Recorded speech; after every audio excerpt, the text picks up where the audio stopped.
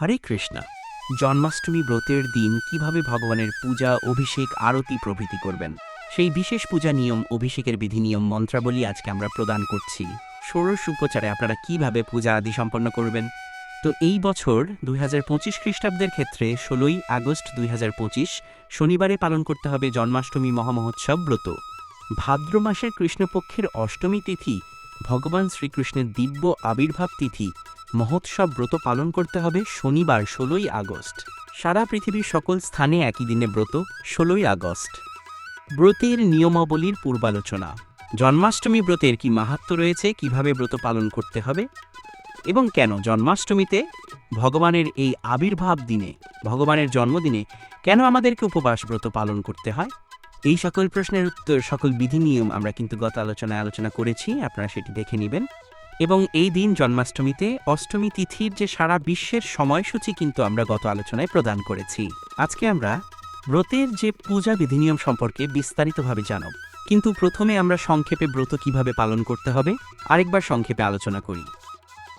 এদিনে হচ্ছে মধ্যরাত্রি পর্যন্ত নির্জলা উপবাস শনিবার, কিন্তু ব্রতের আগের দিন, ব্রতের পর দিন অবশ্যই নিরামিষ আহার বা কৃষ্ণপ্রসাদ গ্রহণ করতে হবে যারা নিরামিষ ভোজী নন। তো সেই ক্ষেত্রে ব্রতের আগের দিনে আপনারা অবশ্যই সংযম পালন করবেন। সেই ক্ষেত্রে আপনারা একবেলা, দুবেলা, তিনবেলা আহার করতে পারেন। নিরামিষ আহার বা কৃষ্ণপ্রসাদ গ্রহণ আপনার শারীরিক সামর্থ্য অনুযায়ী, আপনার শারীরিক সক্ষমতা অনুযায়ী আপনি আহার করবেন। রাত 11টা, 11:30টার মধ্যে আপনারা অন্ন প্রসাদ বা রুটি প্রসাদ গ্রহণ করে দন্তমার্জনা করে নেবেন, কারণ অধিক রাত্রে আহার কিন্তু বর্জনীয়। তাই আপনারা অধিক রাত্রে আহার করবেন না, সেটি তামসিক, সেটি আসুরিক। শাস্ত্র সিদ্ধান্ত অনুযায়ী বেসিক্যালি ব্রতের শুরু হয় ব্রহ্ম মুহূর্ত বা সূর্যোদয় থেকে। তো এই দিনে হচ্ছে মধ্যরাত্রি পর্যন্ত নির্জলা উপবাস। কিন্তু যাদের পক্ষে একেবারেই নির্জলা উপবাস, নির্জলা মানে হচ্ছে জল পর্যন্ত গ্রহণ না করে ফুল ফাস্টিং, যাদের পক্ষে একেবারেই সম্ভব নয়, সেই ক্ষেত্রে আপনারা জল বা ফল গ্রহণ করতে পারেন। কারণ অনেকে অসুস্থ রয়েছেন, কেউ বৃদ্ধ রয়েছেন, গর্ভবতী মায়েরা রয়েছেন, যারা দীর্ঘ সময় একটানা উপবাস থাকতে পারেন না, সেই ক্ষেত্রে নানা প্রকার সমস্যা হতে পারে। সেই ক্ষেত্রে আপনারা ব্রত পালন করবেন একাদশী ব্রতের মতো করে ফল জলাদি গ্রহণ করে, কিন্তু কোনোভাবেই পঞ্চর বিশস্য, অন্ন, রুটি, পিঠা প্রভৃতি গ্রহণ করবেন না। তো মধ্যরাত্রি পর্যন্ত, অর্থাৎ রাত্রি 12 ঘটিকা পর্যন্ত উপবাস পালন করে এবং বিশেষভাবে মধ্যরাত্রিতে বিশেষভাবে পূজা, অভিষেক, মহারতি প্রভৃতি সম্পাদন করে। পূজা অভিষেকের পরে আপনারা চাইলে অনুকল্প প্রসাদ একাদশীর ব্রতের মতো করে ফল জলাদি গ্রহণ করতে পারেন। কেউ চাইলে সেটি গ্রহণ না করে একেবারেই পরদিন পালন করতে পারেন। আবার কেউ চাইলে মধ্যরাত্রির পরে সেটি গ্রহণ করতে পারেন অল্প পরিমাণে, এবং পরদিন সূর্যোদয়ের পরে পালন করতে হয়।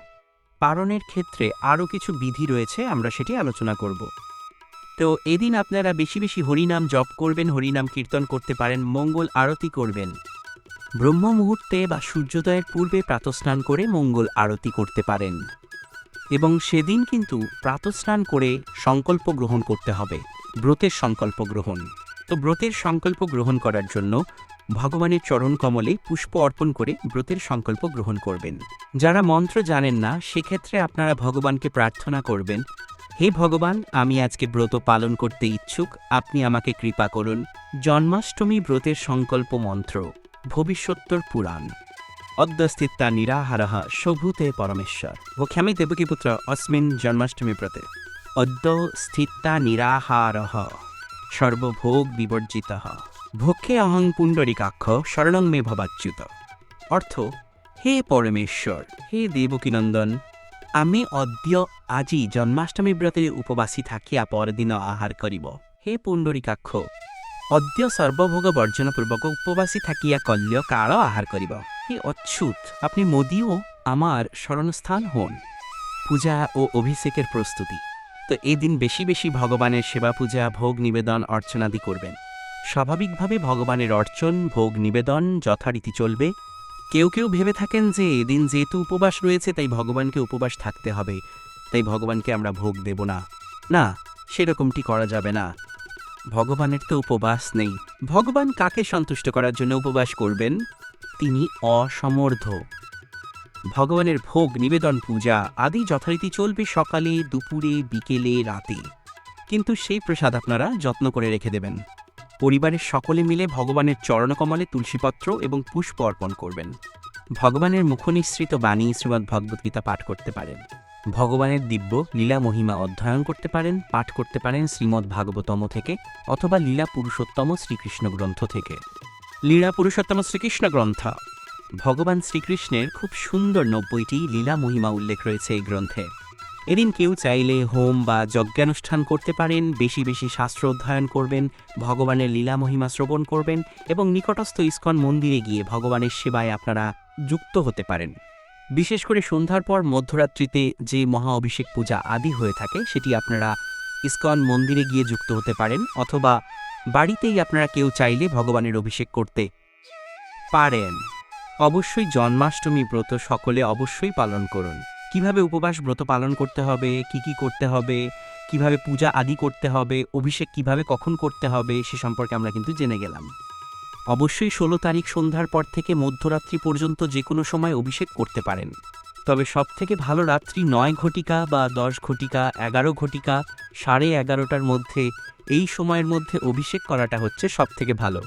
রাতের ষোড়শোপচারে পূজা, অভিষেক বিধি ও মন্ত্র, স্নান করে শুদ্ধ বস্ত্র পরিধান করে তিলক, আচমন করে আত্মশুদ্ধি ও পূজা সংকল্প মন্ত্র উচ্চারণ করবেন। আত্মশুদ্ধি মন্ত্র ও অপবিত্র পবিত্র বা সর্বাবস্থাঙ্গত হপিবা যাহা স্মরেত পুণ্ডরিকাক্ষং সবাজ্যাভ্যন্তরः শুচি পাপোহং পাপকর্মাণহং পাপাত্মা পাপসম্ভবান ত্রাহি মাং পুণ্ডরিকাক্ষং সর্বপাপহরহরি। পূজা অভিষেকের সংকল্প মন্ত্র নিজের নাম ও গোত্র উচ্চারণ করবেন। শ্রীকৃষ্ণ প্রীতিকামহ। শ্রীকৃষ্ণস্য জন্ম মহোৎসবে মহাপূজাপূর্বক মহা অভিষেকং অহং করিষ্যে। এরপর যেখানে অভিষেক করবেন একটি উঁচু টেবিলে একটি বড় পাত্র নিয়ে তাতে চন্দন দ্বারা অষ্টদলপদ্ম অঙ্কন করে তুলসীপত্র ও পুষ্প দিবেন। সেই পাত্রে ভগবান শ্রীগোপাল শ্রীবিগ্রহ বা শ্রী শ্রী রাধামাধবের চিত্রপট স্থাপন করতে হবে। এর পূর্বে উচ্চারণ করবেন ইদং আসনং শ্রীকৃষ্ণায় নমঃ হস্তমুদ্রা, স্বাগতম সুস্বাগতম শ্রীকৃষ্ণায় নমঃ স্বাগত মুদ্রা। এরপর ভগবানকে স্থাপন করে প্রণাম করবেন এবং ঘণ্টা বাজিয়ে ভগবানের পাদ প্রক্ষালন করবেন। পাদ্য, পুষ্প, তুলসীপত্র, দূর্বা, গঙ্গাজল, ইদং পাদ্যং মূলমন্ত্র শ্রীকৃষ্ণায় নমঃ। গায়ত্রী দীক্ষিত হলে মূলমন্ত্র।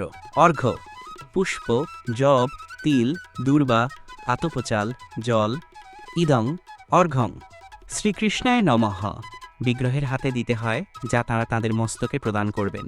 আচমনীয়, জায়ফল, জৈত্রী, লবঙ্গ, ইদং আচমনীয়ং শ্রীকৃষ্ণায় নমঃ। মধুপর্ক, দুধ, দই, চিনি এসহ মধুপর্ক শ্রীকৃষ্ণায় নমঃ। পুনরাচমনীয়, ইদং পুনরাচমনীয়ং শ্রীকৃষ্ণায় নমঃ। শ্রীচরণে তুলসী পত্র ও পুষ্প অর্পণ করবেন। এতানি সচন্দন তুলসী পত্রানি শ্রীকৃষ্ণায় নিবেদয়ামি নমঃ। ইমানি গন্ধপুষ্পানি শ্রীকৃষ্ণায় নিবেদয়ামি নমঃ। শ্রীমতী রাধারানীর চরণে পুষ্প অর্পণ করবেন। ইমানি গন্ধপুষ্পানি শ্রীরাধিকায়ই নিবেদয়ামি নমঃ। অভিষেকে তৈলমর্দন, ইদং সুগন্ধি তৈলং শ্রীকৃষ্ণায় নমঃ। কাঁচা হলুদ, ইদং হরিদ্রা মর্দনং শ্রীকৃষ্ণায় নমঃ। সাদা তিল বাটা মর্দন, ইদং তিল মর্দনং শ্রীকৃষ্ণায় নমঃ। স্নান, অভিষেক, পঞ্চগব্য, দুধ, দই, ঘি, গোচনা, গোময় এবং পঞ্চামৃত, দুধ, দই, ঘি, মধু, মিশ্রির জল, চিনির জল, ফলের রস দিয়েও অভিষেক করতে পারেন। ইদং পঞ্চগব্য স্নানিয়ং শ্রীকৃষ্ণায় নমঃ। ইদং দুগ্ধ স্নানিয়ং শ্রীকৃষ্ণায় নমঃ। ইদং দধি স্নানিয়ং শ্রীকৃষ্ণায় নমঃ। ইদং ঘৃত স্নানিয়ং শ্রীকৃষ্ণায় নমঃ। ইদং মধু স্নানিয়ং শ্রীকৃষ্ণায় নমঃ। ইদং মিষ্টজল স্নানিয়ং শ্রীকৃষ্ণায় নমঃ। ইদং ফলোদক স্নানিয়ং শ্রীকৃষ্ণায় নমঃ। ইদং ঈশদুষ্ণজল স্নানিয়ং শ্রীকৃষ্ণায় নমঃ। ইদং কেশরজল স্নানিয়ং শ্রীকৃষ্ণায় নমঃ। ধূলি স্নান, আটা, ময়দা, চালের গুঁড়ো, কুমকুম, কেশর প্রভৃতি মিশিয়ে ইদং ধূলি স্নানং শ্রীকৃষ্ণায় নমঃ। এরপর ঈশদুষ্ণ জল, ডাবের জল দ্বারা স্নান এবং সহস্রধারা স্নান, 5টি গোটা ফল এবং পুষ্পাভিষেক। বস্ত্র, ইদং বস্ত্রং শ্রীকৃষ্ণায় নমঃ। আভরণ, ইদং আভরণীয় শ্রীকৃষ্ণায় নমঃ। গন্ধদ্রব্য চন্দন, অগুরু, কর্পূর প্রদান করবেন। পুষ্প চন্দনসিক্ত ইমানি গন্ধপুষ্পানি ধূপ ইসন ধূপঃ শ্রীকৃষ্ণায় নমঃ। দীপ এষ দীপঃ শ্রীকৃষ্ণায় নমঃ। ঘৃত প্রদীপ পঞ্চপ্রদীপ তুলসী কাঠের প্রদীপ দ্বারা আরতি করবেন। ভগবানের চরণে 4 বার, নাভিদেশে 2 বার, মুখমণ্ডলে 3 বার এবং সর্বাঙ্গে 7 বার। প্রদীপ দ্বারা আরতি। 9টি পিষ্টদ্বীপ দ্বারা আরতি। চালের গুঁড়ো, ময়দা, ঘি সহযোগে পিষ্টক তৈরি।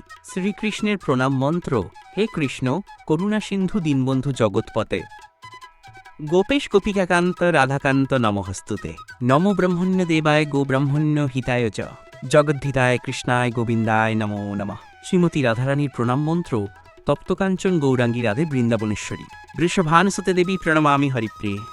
অপরাধ শোধন মন্ত্র: মন্ত্রহীনং ক্রিয়াহীনং ভক্তিহীনং জনার্দন, যৎ পূজিতং ময়া দেব পরিপূর্ণং তদস্তু মে।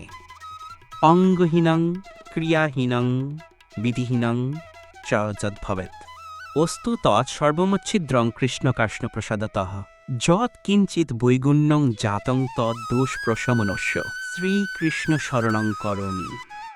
তো এই হচ্ছে জন্মাষ্টমী ব্রতের দিন, বিশেষভাবে ভগবানের মহা অভিষেক, বিশেষভাবে ষোড়শোপচারে পূজা অভিষেক, আরতি, ভোগ নিবেদন, বিধি, মন্ত্র।